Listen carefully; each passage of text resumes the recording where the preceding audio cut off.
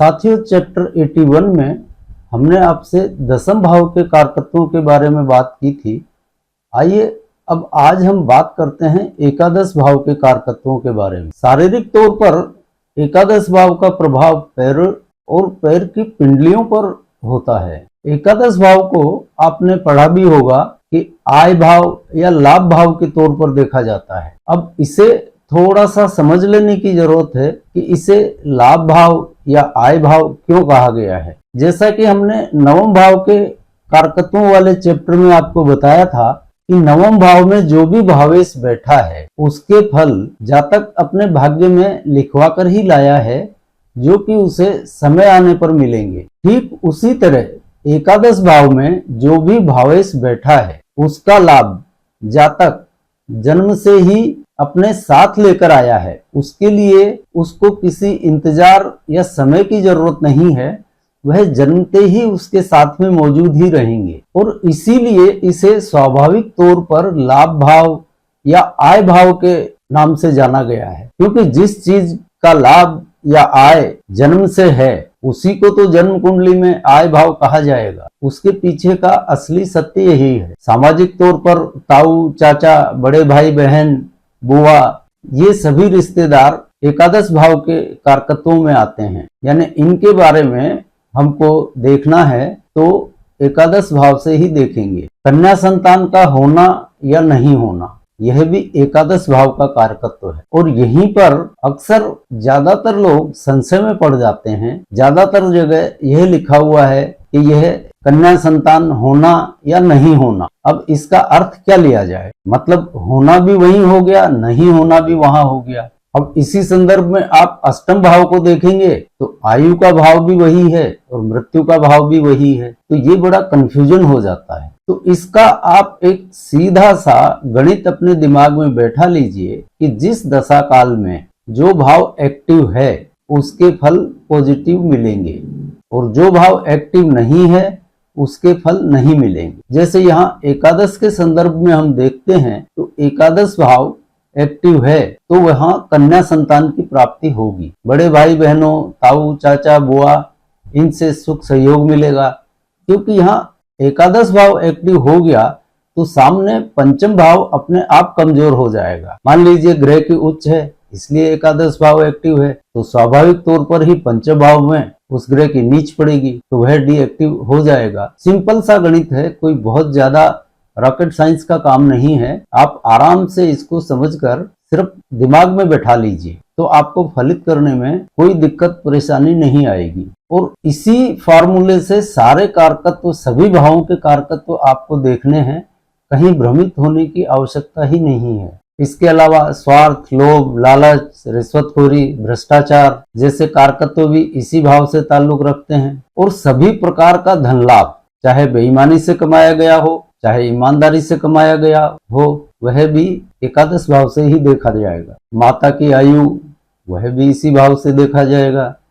पराधीनता, नौकरी और समस्त प्रकार की आशाएं, इच्छाएं और चतुराई, यह भी इसी भाव के कारकत्व हैं।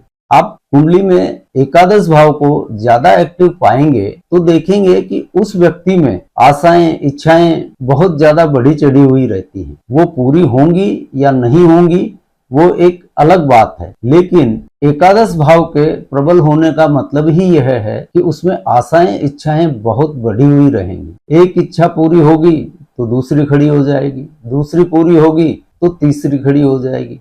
यानी एक आशाओं, इच्छाओं का अनंत सिलसिला चलता है। पुत्रवधु का विचार भी इसी भाव से किया जाएगा क्योंकि पंचम से सप्तम है, इसलिए पुत्रवधु का भाव भी यही होगा। अब मान लीजिए किसी जातक का पंचम भाव बहुत प्रबल है, पुत्र हो गया, सब कुछ बढ़िया है, लेकिन पंचम भाव मजबूत है तो सामने एकादश भाव तो कमजोरी ही होगा। तो पुत्रवधु का जब आगमन होगा तो जातक को परेशानी खड़ी हो जाएगी, क्योंकि पंचम का विरोधी भाव एकादश वहां पर खड़ा होगा पुत्रवधु के आगमन से ही। तो हो सकता है उसको पुत्रवधु से कोई दिक्कत हो या पुत्रवधु की कुछ दुख कष्ट हो, मतलब कुछ भी हो सकता है। पुत्रवधु के आगमन के बाद इसको दिक्कत खड़ी हो जाएगी। तो कुल मिलाकर इस स्थिति में पंचम भाव एक्टिव वाले जातक को पुत्र वधू से कुछ ना कुछ समस्याएं लगी रहेंगी, वो किसी भी प्रकार की हो सकती है। यह तो सारी कुंडली देखने पर ही पता चलता है कि किस तरह की समस्या होगी, विचार नहीं मिलेंगे या कोई शारीरिक कष्ट के रूप में होंगे। लेकिन यह पक्का समझिए कि पंचम भाव एक्टिव है जन्म से ही, तो जब भी पुत्र वधू आएगी तो समस्याएं खड़ी होंगी। तो हर भाव के कारकत्वों को आपको इसी नजरिए से देखने की जरूरत पड़ेगी, यानी इन भावों के पीछे छिपे हुए तर्क को आप समझ लेंगे तो फिर कोई परेशानी का कारण ही नहीं है, कोई रटने की जरूरत भी नहीं पड़ेगी और कोई दिक्कत नहीं आएगी। अब हमने अपने स्तर पर तो बहुत विस्तार से कारकत्वों के बारे में आपको बताया है, अब आप कितना समझ पाए हैं यह तो आप पर ही निर्भर करेगा। अब आगे बढ़ते हैं। जैसे उर्दू अरबी यानी वो लिपियां जो दाएं से बाएं तरफ की तरफ लिखी जाती हैं, वो भी एकादश भाव का कारकत्व है। और छोटे भाई बहनों का भाग्य जो कि तृतीय भाव से एकादश भाव नवम हो जाता है, वह भी एकादश का ही कारकत्व है। इस तरह असंख्य कारकत्व एकादश भाव में भी समाये हुए हैं। कन्या संतान होगी या नहीं होगी, यह भी एकादश भाव से देखा जाएगा। और एकादश भाव का एक महत्वपूर्ण कारकत्व है कि यदि एकादश भाव बहुत ज्यादा एक्टिव हो तो यह प्राय कन्या संतान देगा अथवा संतानहीनता देगा। इसे नोट कर लीजिए, संतानहीनता एकादश भाव से ही देखी जाएगी और उसके पीछे कारण यही है। और जैसा कि इसी चैप्टर में हमने आपको विस्तार से बताया है कि एकादश भाव में बैठे भावेशों का लाभ जातक जन्मते ही लेना शुरू कर देता है, यानी वह किस्मत में लिखवा कर लाया ही है, जो जन्म से ही उसको फल देना शुरू कर देते हैं। यह एक विशेष कारकत्व है, इसको भी ध्यान में रखिए। इसी तारतम्य में आप एक योग देखिए, नवमेश यदि एकादश भाव में बैठा हो तो यह भाग्य का लाभ तो हो गया, अपनी जगह ठीक है, लेकिन यह दूसरे विवाह का योग बना देगा। नवम भाव दूसरे विवाह को इंगित करता है और जब नवमेश ही एकादश भाव में बैठ जाए तो यह तो किस्मत में उसके साथ ही लिखा हुआ आया है। और इसके साथ ही कहीं भी धनु राशि का मंगल बैठा हो तो फिर आप समझ लीजिए कि यह टलने वाला नहीं है। और जहां तक सवाल है यह दूसरा विवाह कब होगा, तो समझ लीजिए किसी भी दशा अंतरदशा में जब भी नवम भाव एक्टिव हो गया तो पक्का समझ लीजिए कि यह दूसरे विवाह का समय है। जैसे आपके पास कोई ऐसा जातक आता है जिसकी पहली शादी नहीं रही, किसी भी कारणवश टूट गई और वह दूसरी शादी करना चाहता है, तो आप उसकी कुंडली में यह देखिए कि नवम भाव कब एक्टिव हो रहा है। जिस दशा अंतरदशा में भी नवम भाव एक्टिव हो जाएगा उसकी दूसरी शादी हो जाएगी। दूसरा विवाह देखने का यह एक तरीका है, या इसे आप योग कह लीजिए या जो भी कहें। और एकादश भाव का यदि अंत में आपसे बात करूं तो यह हमारी अनंत इच्छाओं और चाहतों का भाव है, यानी जातक में एकादश भाव अनंत इच्छाएं पैदा कर देता है, उसकी इच्छाएं कभी समाप्त ही नहीं होती और इसी कारण वह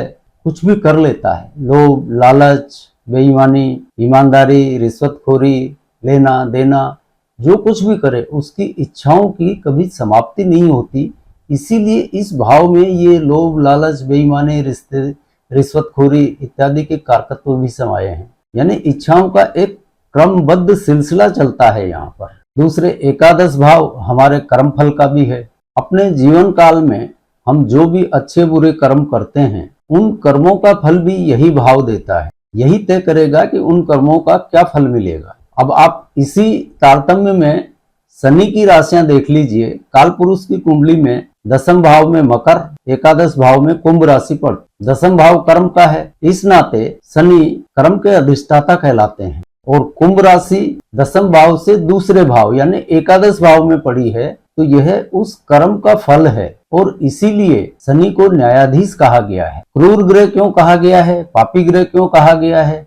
क्योंकि न्यायाधीश कभी भी पक्षपात नहीं करता है। जैसे उसके सामने साक्ष्य हैं, जैसे हमारे कर्मों के साक्ष्य हैं, उसी अनुसार वो उसका फल या दंड कह लें वो देते हैं। यानी शनि मकर राशि के नाते कर्म करवाने के प्रतिनिधि हैं और उन कर्मों का फल देने के लिए ठीक अगली राशि कुंभ के भी स्वामी होते हैं। इसमें सबसे बड़ा गहरा राज यही है। शनि के चैप्टर में इसके बारे में हम विस्तारित रूप से बात करेंगे।